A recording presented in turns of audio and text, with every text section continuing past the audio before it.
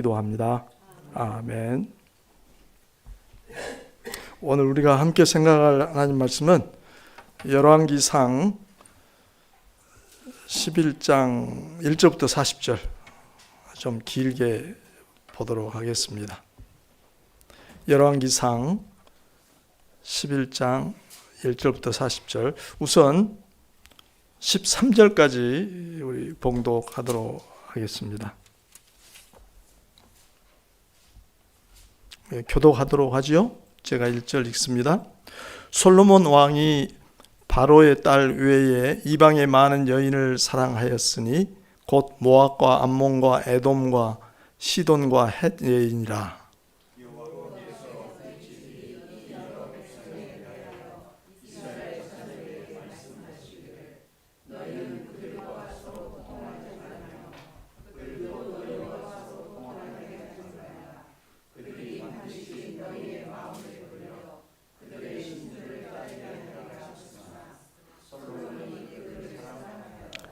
왕은 후궁이 700명이요 첩이 300명이라.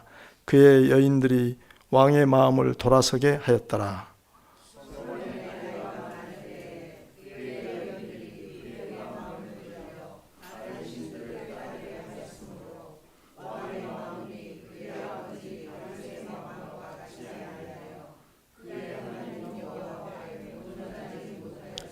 이는 시돈 사람의 여신 아스다롯을 따르고 암몬 사람의 가증한 밀곰을 따름이라.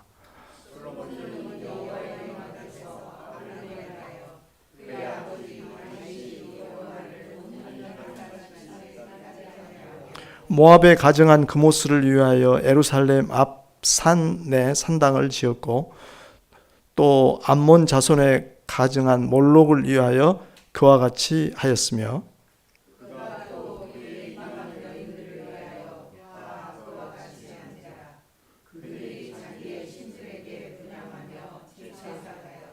솔로몬이 마음을 돌려 이스라엘의 하나님 여호와를 떠남으로 여호와께서 그에게 진노하시니라. 여호와께서 일찍이 2번이나 그에게 나타나시고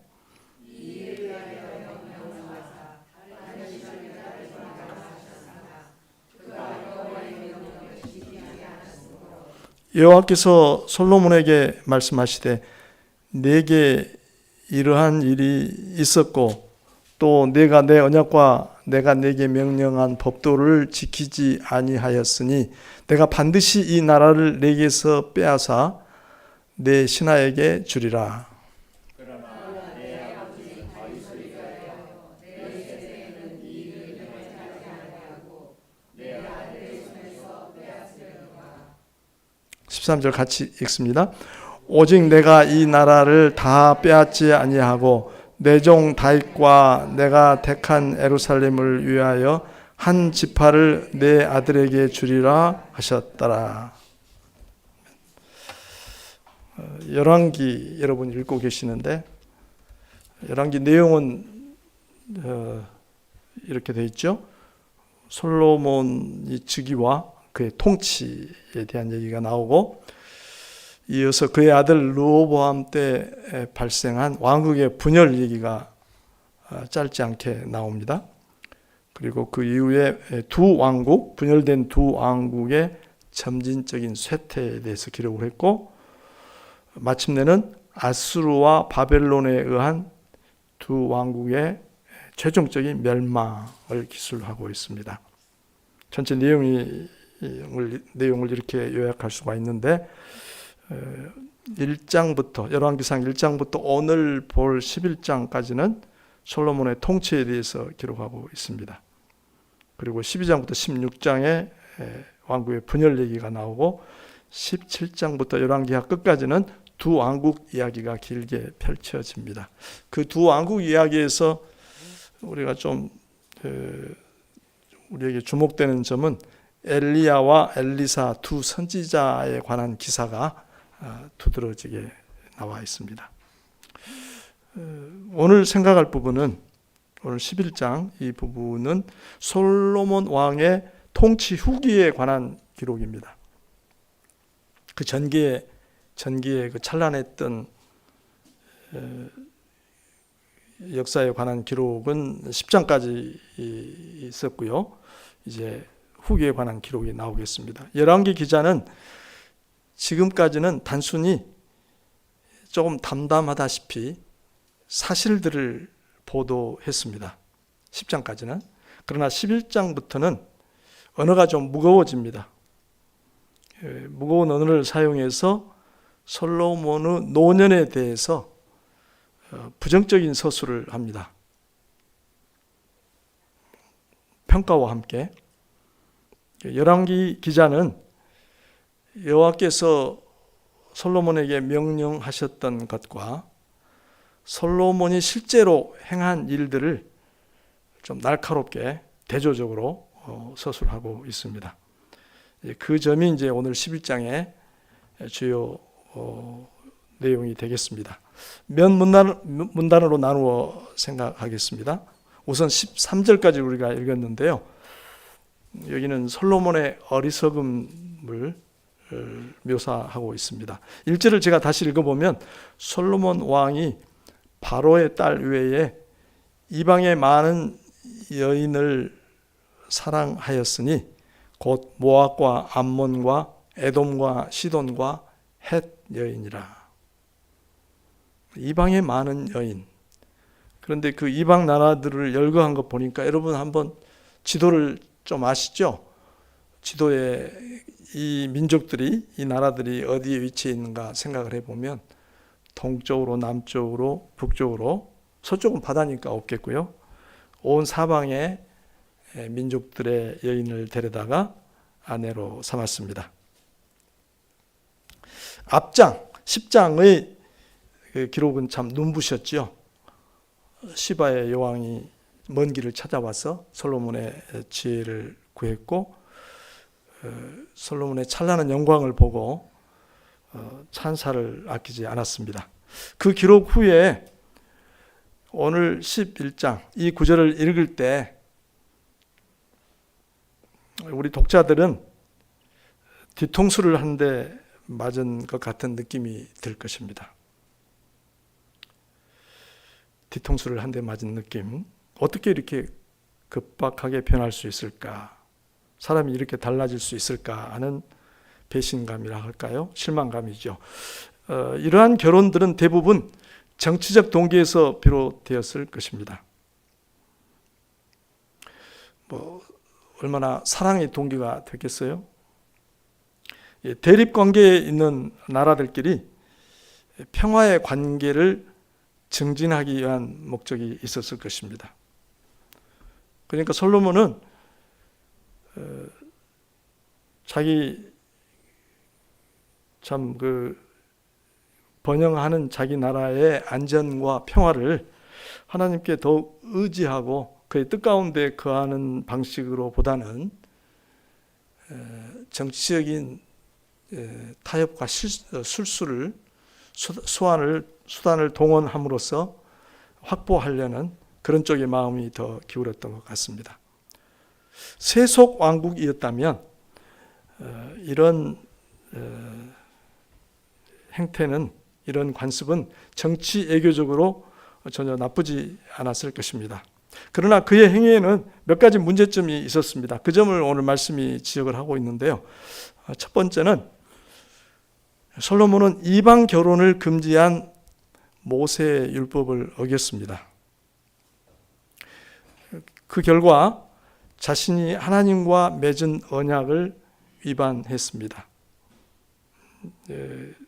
하나님과 맺은 언약이 3차례나 앞에 기록이 되어 있는데 이 율법을 어김으로써 그것을 위반하고 거역하는 자리에 이르렀습니다.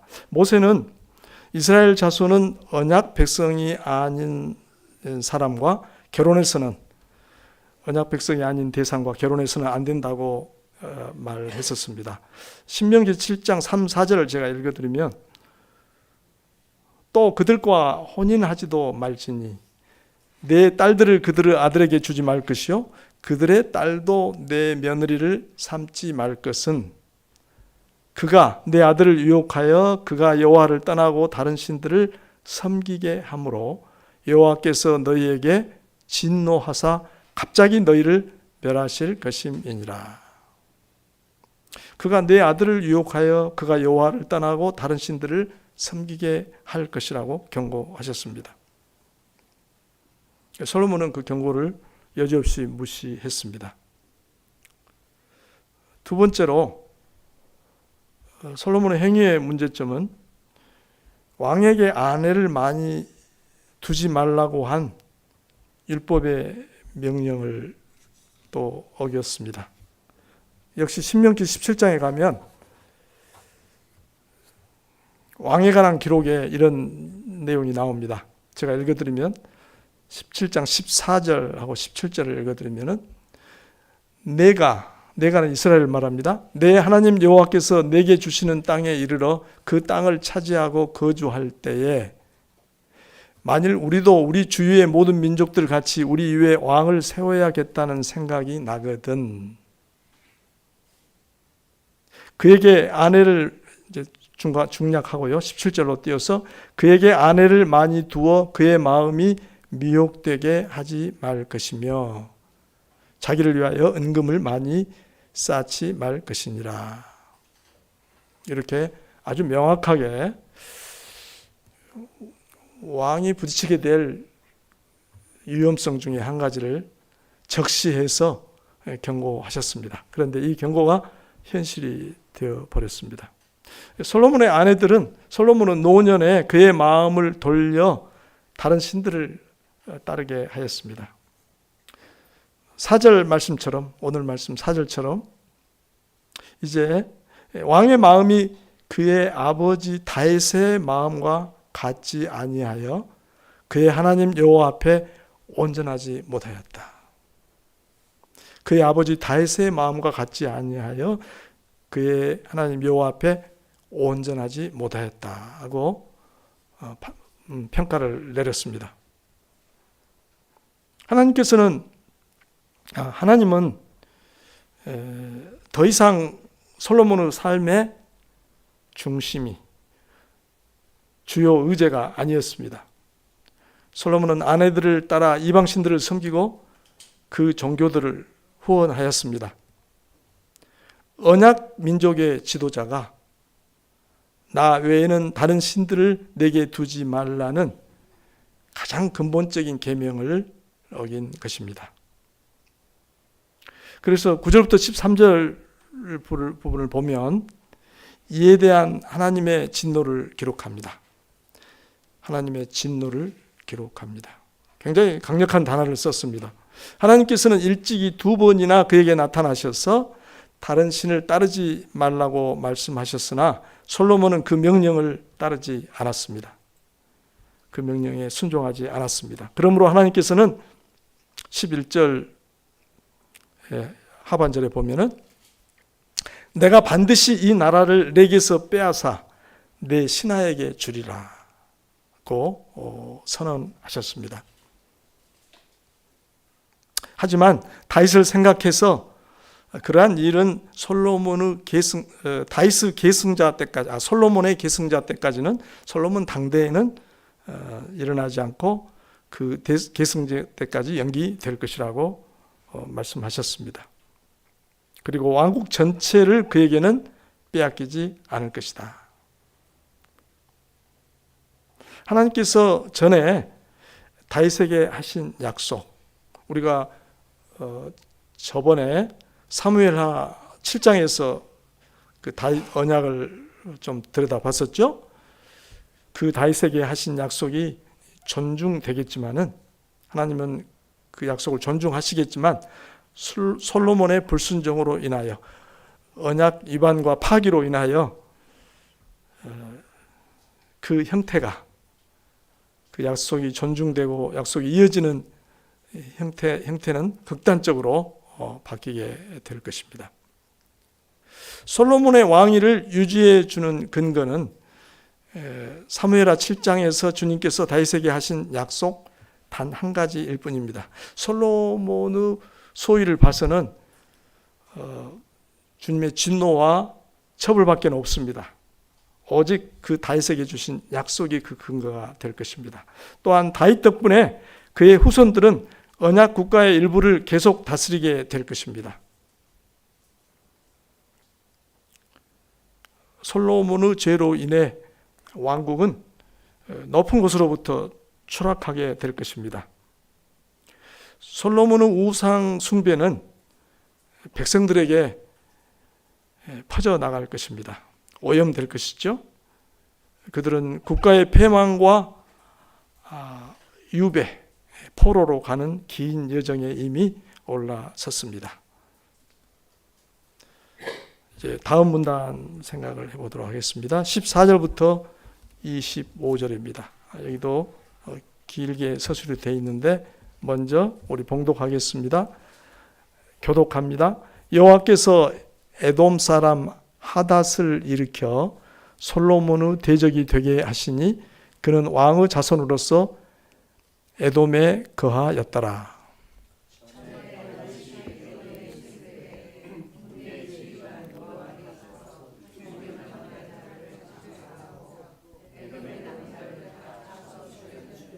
요압은 에돔의 남자를 다 없애기까지 이스라엘 무리와 함께 6달 동안 그곳에 머물렀더라.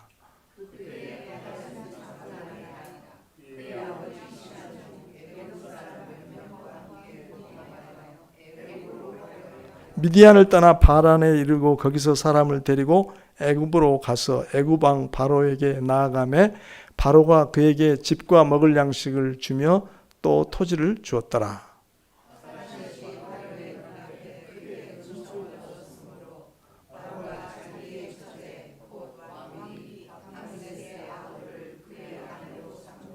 다브네스의 아우가 그로 말미암아 아들 그누밧을 낳았더니 다브네스가 그 아이를 바로의 궁중에서 젖을 떼게 하며 그누밧이 바로의 궁에서 바로의 아들 가운데 있었더라.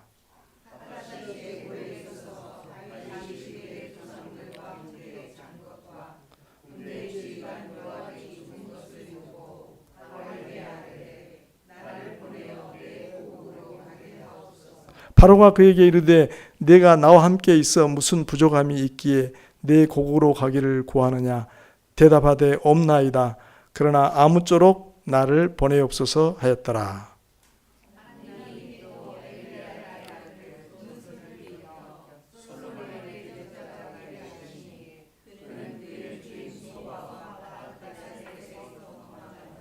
다윗이 소바 사람을 죽일 때에 르손이 사람들을 자기에게 모으고 그 무리의 괴수가 되어 다메섹으로 가서 살다가 거기서 왕이 되었더라.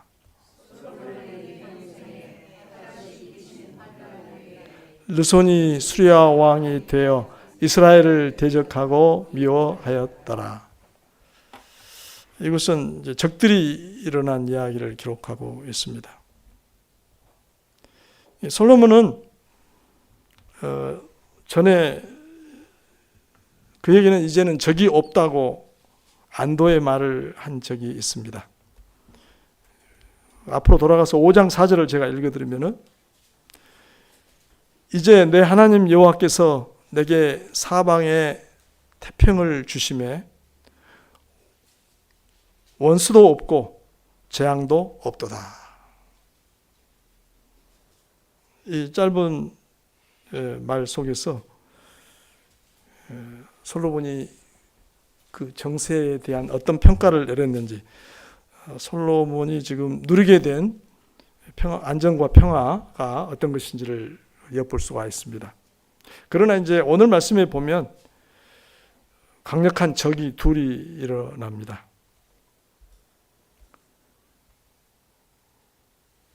여기에 대적이란 말이 나오는데 5장 4절에 원수라는 말과 같은 말이 되겠습니다. 대적, 원수.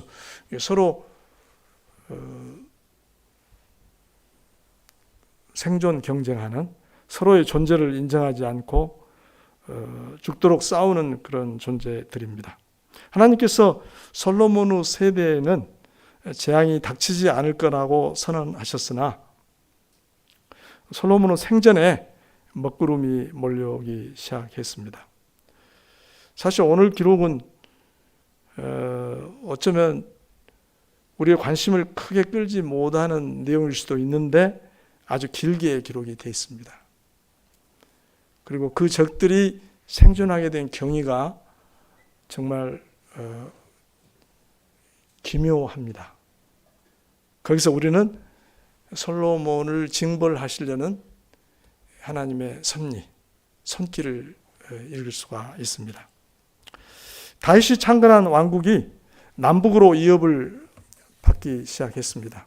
남쪽에서는 에돔 사람 하닷이, 북쪽에서는 수리아의 르손이, 다메섹의 르손이 도전해 왔습니다. 그들은 솔로몬 치세 말기에 이스라엘에게 지속적인 위협을 가했습니다. 25절을 우리 다시 한번 합독을 하면요. 25절 같이 읽어볼까요? 솔로몬의 일평생에 하닷이 기친 환난 이외에 르손이 수레아 왕이 되어 이스라엘을 대적하고 묘하였더라.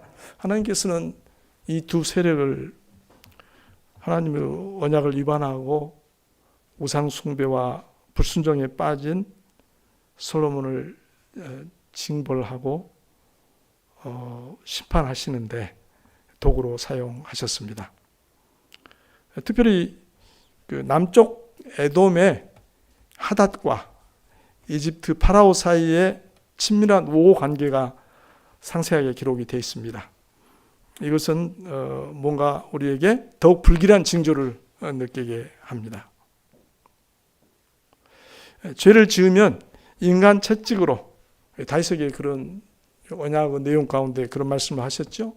너희 후손이 죄를 지으면 인간 채찍으로 벌하시겠다는 그런 경고를 하셨는데 그것이 현실화되기 시작했습니다. 마지막 문단을 살펴보도록 하겠습니다.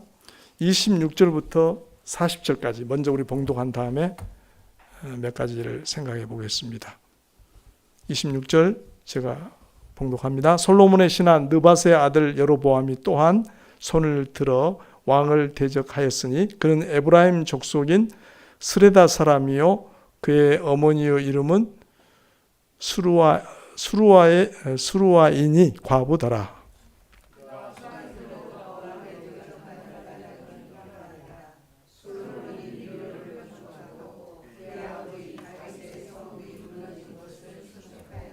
이 사람 여로보암은 큰 용사라. 솔로몬이 이 청년의 부지런함을 보고 세워 요셉 족속의 일을 감독하게 하였더니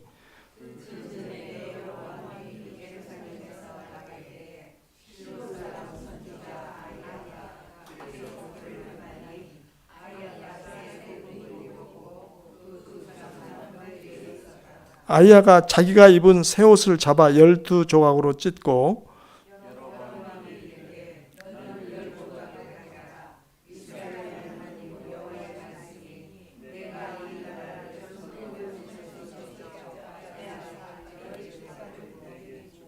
오직 내 종 다윗을 위하여 이스라엘 모든 지파 중에서 택한 성읍 예루살렘을 위하여 한 지파를 솔로몬에게 주리니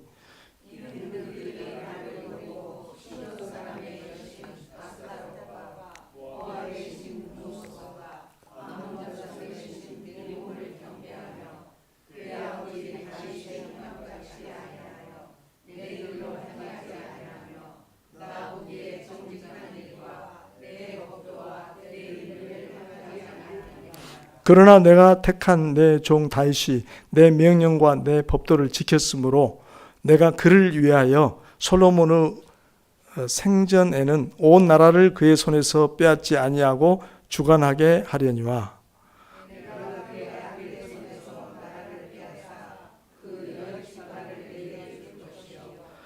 그의 아들에게는 내가 한 지파를 주어서 내가 거기에 내 이름을 두고자 하여 택한 성읍 예루살렘에서 내 종 다윗이 항상 내 앞에 등불을 가지고 있게 하리라. 네.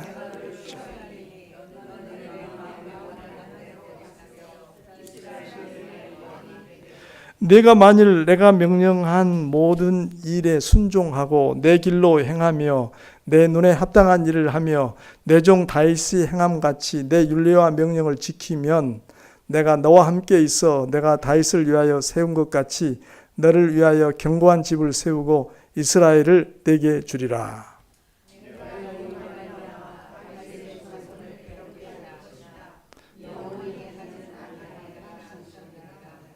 40절 같이 읽읍시다.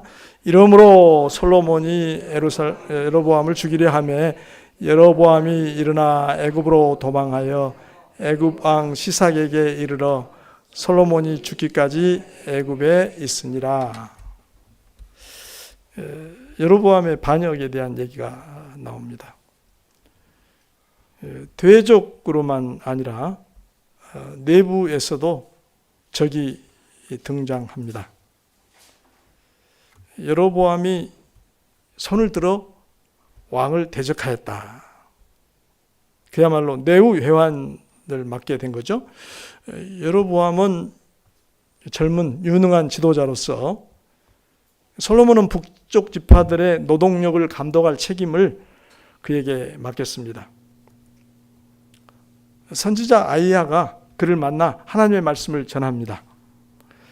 아이야는 자기의 새 옷을 12조각으로 찢고 그중 10조각을 여로보암에게 가지라고 합니다. 하나님께서는 왕국을 솔로몬의 손에서 찢어서 10지파를 여로보암에게 주실 것입니다. 그러나 32절을 보면요, 이런 말씀이 있죠. 오직 내 종 다윗을 위하고 이스라엘 모든 지파 중에서 택한 성읍 예루살렘을 위하여 한 지파를 솔로몬에게 주리니라고 했습니다. 하나님의 마음은 여전히 다윗을 버리지 않으셨습니다. 다윗에게 한 약속을 기억하고 계십니다. 여기서 한 지파를 솔로몬에게 주리니 했는데 이 한 지파는 유다 지파보다는 베냐민 지파를 지칭한 것 같습니다. 10지파가 북쪽으로 갔으면 한 지파면 둘이 남는데 왜 한 지파라고 했을까? 베냐민 지파를 지칭한 것 같습니다. 유다는 왕실의 지파이므로 굳이 다시 따로 언급할 필요가 없었을 것입니다. 33절에서는 나라를 찢어 나누시는 이유를 하나님께서는 여로보암에게 다시 밝히십니다. 두 가지 이유를 밝히시는데요. 하나는 솔로몬이 하나님을 버리고 이방 신들에게 경배한 일입니다. 또 하나는 솔로몬이 그의 아버지 다윗이 행함 같지 아니하여 내 길로 행하지 아니하며 나 보기에 정직한 일과 내 법도와 내 율례를 행하지 않은 것입니다. 그런데 33절 앞부분에 보면 그들이라는 대명사가 등장합니다. 그 말에 우리가 주목할 필요가 있습니다. 그들. 이는 백성이 같은 죄를 범했다는 것을 암시합니다. 솔로몬의 어리석음은 백성 가운데도 전염되어 있었음을, 퍼져 있었음을 추측할 수가 있습니다. 왕의 그릇된 행태가 백성들에게도 나쁜 영향을 미쳤던 것 같습니다. 37절부터 38절에 나오는 아이야의 예언이 나오는데 하나님께서 전에 솔로몬에게 하셨던 약속을 쏙 빼 닮았습니다. 여러분 37절, 38절을 한번 눈으로 보시면서요. 솔로몬에게 하셨던 약속 9장 4절부터 5절을 제가 읽어드릴 때에 한번 서로 비교해 보시기 바랍니다. 하나님께서 조건을 말씀하시고요. 그 조건에 따르는 약속을 언급을 하시는데 각각 어떻게 서로 비슷한지 여러분 한번 비교를 해보시기 바랍니다. 제가 9장 4절부터 5절을 읽습니다. 여러분은 11장 37, 38 주로 38절, 39절, 8절을 유념해서 보시기를 바랍니다. 9장 4절, 5절. 내가 만일 내 아버지 다윗이 행함 같이 마음을 온전히 하고 바르게 하여 내 앞에서 행하며 내가 내게 명령한 대로 온갖 일에 순종하여 내 법도와 율례를 지키면. 여로보암에게 아이야 선지자가 전한 얘기하고 너무나 같지 않습니까? 그 다음 약속. 내가 내 아버지 다윗에게 말하기를 이스라엘의 왕위에 오를 사람이 내게서 끊어지지 아니하리라 한 대로 내 이스라엘의 왕위를 영원히 견고하게 하려니와. 내 이스라엘의 왕위를 영원히 견고하게 하려니와. 이렇게 여로보암에게 약속했습니다. 하나님께서는 여로보암에게 왕국을 약속하셨습니다. 그것도 다윗의 경우와 마찬가지로 견고한 왕조를 주시겠다고, 세워주시겠다고 약속하셨습니다. 이 약속은 우리가 다시 주목해야 할 사실입니다. 여로보암에게도 다윗과 버금가는 동일한 약속을 하셨다는 사실이 좀 놀랍기도 합니다. 여로보암이 이 약속에 유념해서 그의 행동을, 그의 행보를 주의했다면 그는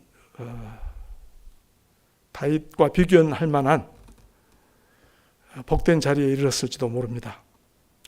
다만 이러한 복을 받으려면 여로보암이 다윗처럼 행동해야 합니다. 하나님께 순종하고 하나님의 길로 행하며 하나님의 율례와 명령을 지켜야만 한다는 것입니다.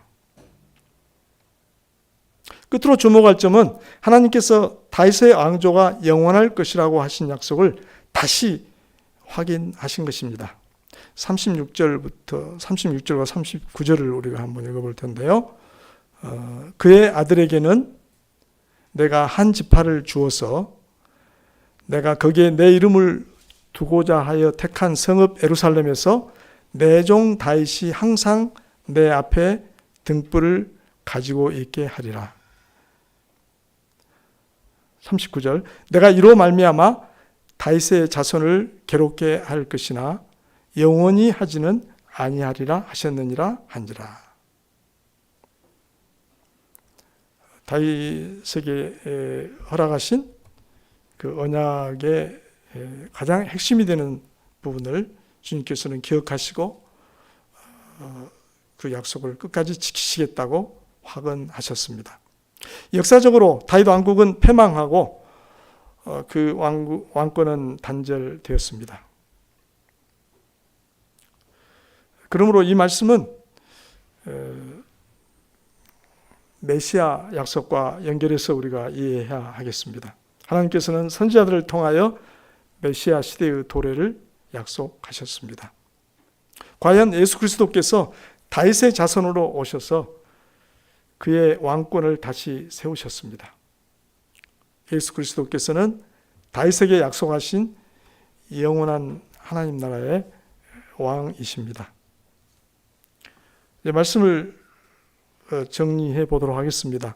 오늘 말씀은 이스라엘 역사에서 중요한 변곡점을 기록하고 있습니다. 이스라엘은 가나안을 완전히 소유하고 사사시대까지만 하더라도 불안정했지 않습니까? 사울 때까지만 해도 블레셋 같은 나라의 위협 속에서 벗어나지를 못했습니다. 그러나 이제 가나안 땅을 완전히 소유하고 적들을 제압하고 성전을 짓고 모든 물질적 성공을 누리게 되었습니다. 신명기 28장에서 모세가 언급한 복이 그들의 것이 되었습니다. 하지만 오늘 말씀은 불행히도 이스라엘의 쇠락, 몰락을 예고합니다. 솔로몬은 하나님께서 다윗과 맺은 언약을 배신합니다. 사실 자기와도 직접 하나님께서는 그 언약을 갱신하시고 다시 맺으셨죠. 왕과 백성의 우상 숭배는 국가의 분열과 해체 그리고 마침내 유배를 초래할 것입니다. 예수님은 한 번은 어리석은 부자 비유를 말씀하시면서 그 결론으로 자기를 위하여 재물을 쌓아두고 하나님께 대하여 부요하지 못한 자가 이와 같으니라고 말씀을 하셨습니다. 또 생각해 볼 점은 지도자의 영향력입니다. 오늘 말씀은 지도자의 죄가 다른 사람들에게 어떤 나쁜 영향을 미칠 수 있는지를 보여줍니다. 솔로몬이 우상 숭배를 처음 불러들인 장본인은 아닙니다. 이스라엘은 사사시대부터 우상 숭배에 연루되어 왔습니다. 하지만 솔로몬의 종교 관용 또는 개방 정책은 이스라엘의 우상 숭배에 불을 질렀습니다. 또한 솔로몬이 부와 권력보다 하나님의 은혜를 계속 구했다면 이스라엘은 계속해서 평화 번영을 누리게 되었을 것입니다. 또 오늘 말씀은 하나님의 자비와 의 그리고 신실하심을 강하게 부각시키고 있습니다. 하나님께서는 약속의 대상인 사람이 마땅치 못해도 의롭지 못해도 약속을 지키시는 분이십니다. 굉장히 조심스러운 얘기인데요. 주님은 다윗을 위하여 나라를 완전히 없애버리시지는 않겠다고 하셨습니다. 하지만 이러한 자비에도 불구하고 이스라엘은 하나님의 진노를 피할 수 없었습니다. 하나님은 징벌을 미리 경고하심으로써 자신의 자비를 보여주셨습니다. 또한 솔로몬을 징벌하기 위해서 여로보암을 선택하여 세우심으로써 자신의 의로우심과 주권을 나타내셨습니다. 끝으로 주목할 점은 선지자의 역할입니다. 아이야의 등장은 중요한 의미가 있습니다. 선지자가 이스라엘 역사에서 주요한 인물, 주요한 참가자의 역할을 시작합니다. 물론 이전에도 사무엘이나 나단 등의 선지자들이 있었습니다. 그러나 이제는 선지자의 위치가 더욱 중요해지기 시작합니다. 앞으로 우리가 열왕기를 계속 읽게 될 텐데요. 열왕기의 나머지 부분에서 선지자들은 하나님의 대변인 역할, 새 왕에게 기름을 붓는 사명, 또 세상의 권격을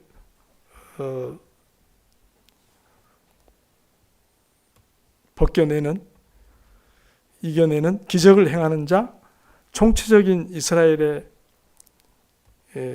언약, 양심, 그런 역할을 합니다. 온 백성이 다 하나님에게 등을 지고 불충실할 때에도 그는 양심을 대변합니다. 신앙의 양심을 대변합니다. 하나님께서는 이토록 선지자들을 보내셔서 자기 백성을 돌보아 주셨습니다. 어쩌면 다음 시간에 선지자들에 대한 얘기를 좀 나눠야 될 것 같습니다. 오늘 말씀 여러 가지 교훈들을 생각해 봤는데요. 이 교훈들을 따라서 우리도 하나님의 신실한 백성으로 살아가기를 우리 마음속에 다짐해 보십시다. 기도하시죠. 자비하신 우리 아버지 하나님, 오늘 또 열왕기상을 통하여 저에게 주신 말씀 감사드립니다. 하나님의 언약 가운데 온갖 복을 누렸던 솔로몬이 언약을 배반함으로써 하나님의 진노를 자초했습니다. 그럼에도 주께서는 자비롭고 신실하게 주의 백성을 돌보시고 인도하셨습니다. 주께서는 저희에게도 예수 그리스도를 통해 동일한 은혜를 주셨습니다. 주님, 저희 역시 신실한 하나님의 백성으로 살아가게 해 주시기를 구합니다. 예수님의 이름으로 기도합니다. 아멘.